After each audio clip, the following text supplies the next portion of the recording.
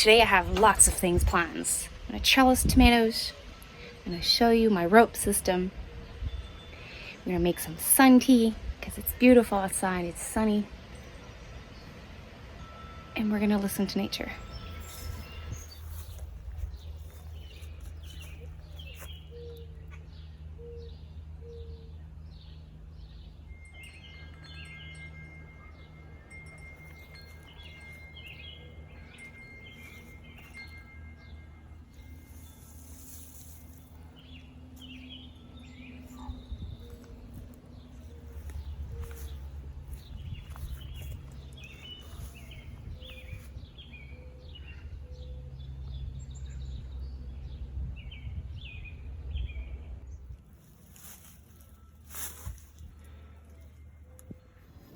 Let's make sun tea.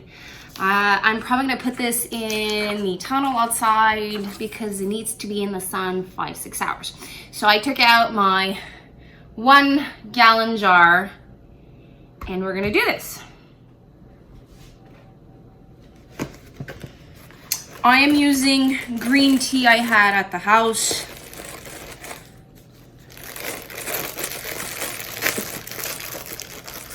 So I'm gonna do 1, 2, 3, 4, 5, 6. You know what? 7 is a lucky number.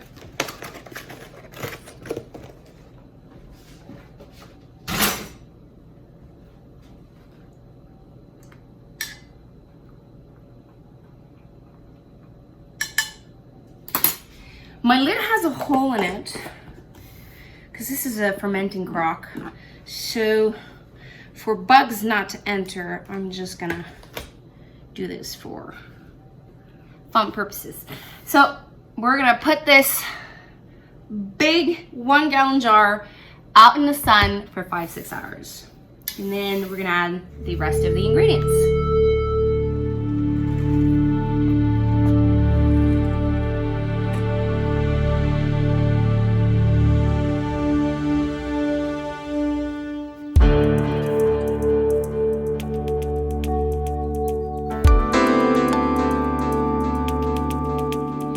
Tea is now in the tunnel and will steep with the sun for 5-6 hours.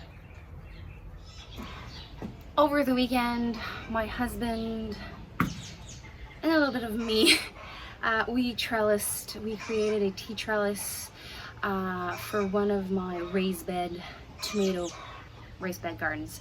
I still have 2 to make, but that one was particularly important because those are the first that I transplanted, so therefore they are the first one to be ready to be transplanted. So today's tool that I'm going to need is a pair of scissors, some tomato twine. It's not in the box because my kids had fun with my box, so I'm going to use up this. And I am using tomato clips, and I'm reusing these year after year after year. This is a tomato clip. So the rope locks into this V, and then you lock this on your tomato plant. And these are things that I've been using year after year after year. Sometimes they break, but I make sure to buy in bulk, so that I don't have to have the problem that happened last year or the year before, where now it's time to trellis your tomatoes and then you go and there's nothing to be found. So today's project, trellising 24 tomato plants. I also did a quick short video about how I set up my tea roping trellising system for my tomato. And I'll make sure to add the card here, and if I can remember, to put in the description below. But it's really easy, it's fast. We had we had all the lumber here, the rope, everything was stuff that we had laying around the house.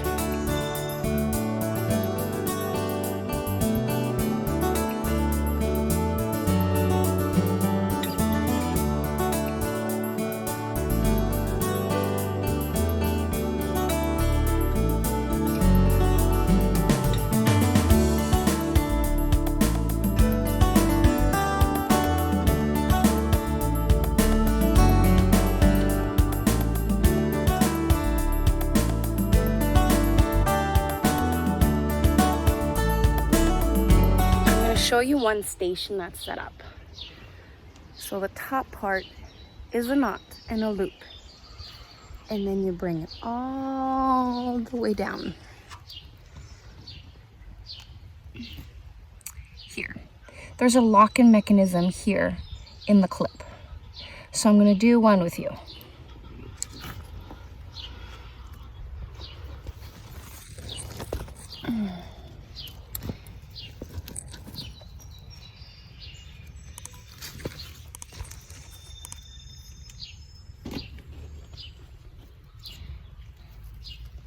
So here's the rope. I'm putting the rope in the lock and then clipping it like this.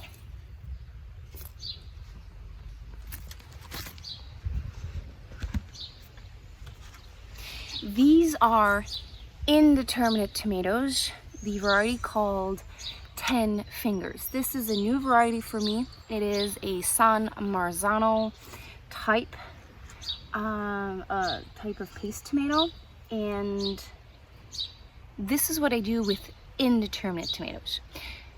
Small background. You have dwarf, determinate, so those are determinate size. You don't want to remove the suckers out of them because they have a determinate amount of fruit set.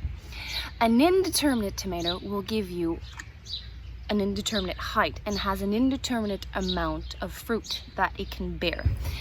If you want to do this trellising system and you want to put them about 18 inches apart, mine are like 16 inches because like I'm limited in space, so that means I have to prune them. Prune them means remove suckers. The suckers is what's in the V of the armpit of the tomato.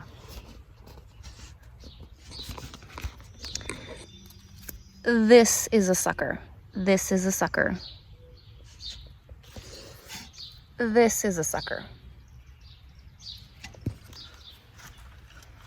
Suckers are fun to have because you can let them grow and then root them and have a free plant.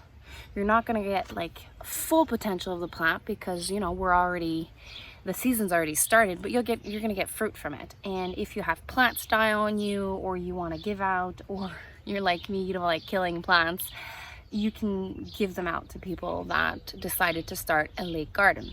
So I remove the suckers because I want a single stem going on and I want the less disease as possible. And this trellising system really works with one or maybe two stem, because other than that, it's gonna be an epic hot mess. I only leave one sucker on each plant.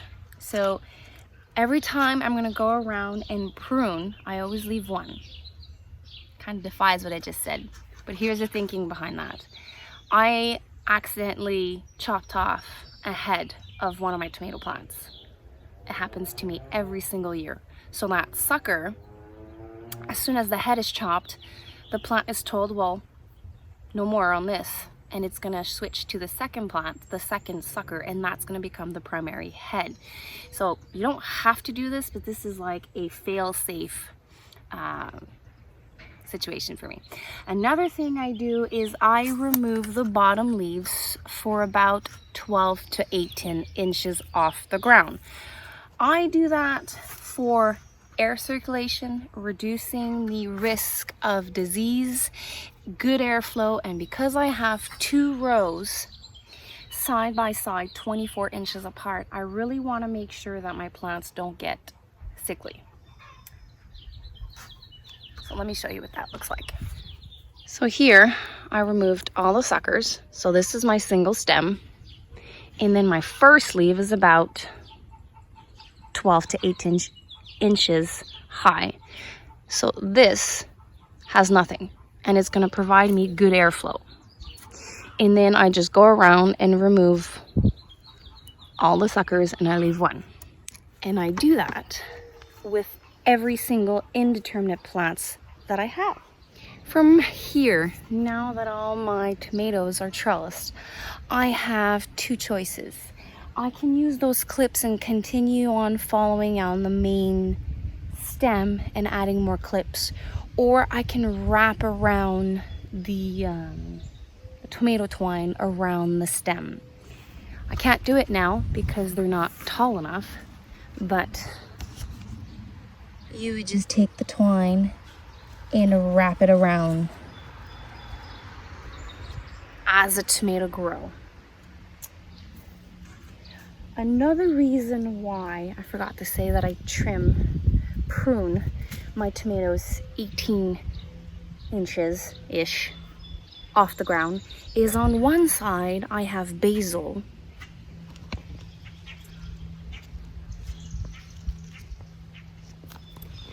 and on the other side I have my dry bush beans. And bush beans goes about 12-14 inches high. So that's why I want to maintain everyone. I want everyone to be happy. I don't want to make anyone sad, but I always companion my plants, basil, bush beans, with my tomato plants, my indeterminate tomato plants. And also if I had leftover onions, like small onions or green onions, I can companion plant them with my tomato plants. Now it's been, I think, an hour or two for the sun tea. I'm gonna go check it out.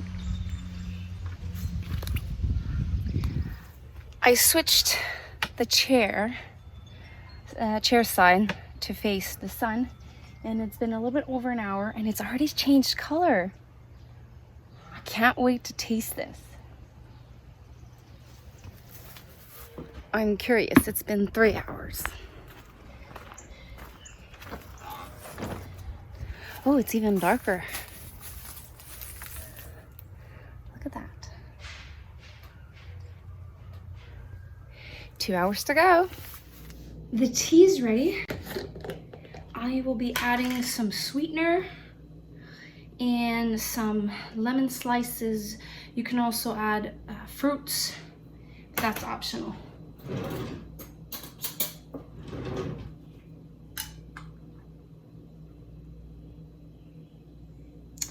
And after that, you could drink it as is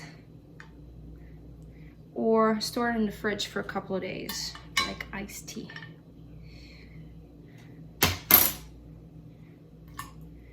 So I'm going with a little bit less than a full lemon, and I'm gonna do half a cup of sugar and a quarter cup of honey. But the original recipe says a cup of sweetener, and I'm using cane sugar.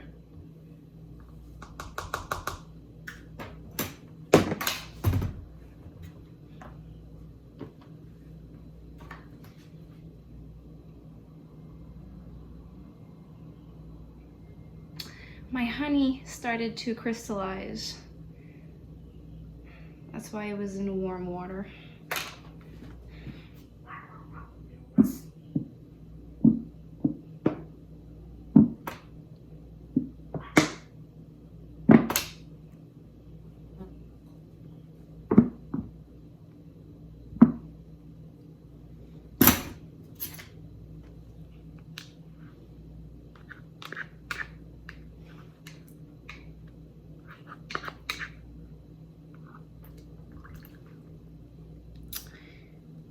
Mix everything.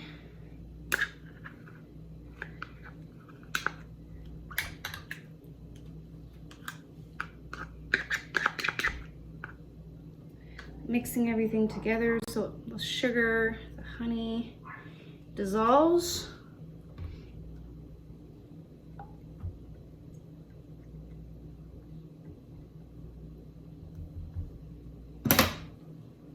Let's do a taste test.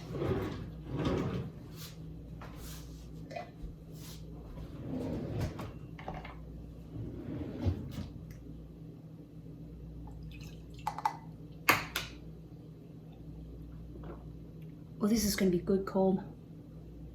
There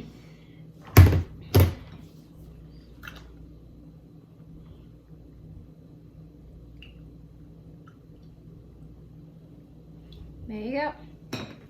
Sun tea, fun project. Try to do this with your kids. Let me know if you're gonna try it And if you're gonna try to tweak it your way and make it with your own ingredients that you have at home, and I'm gonna read about it in the comments. I wanted to thank you for passing by the homestead today, hanging out with me, trellising tomatoes, making some sun tea, and learning.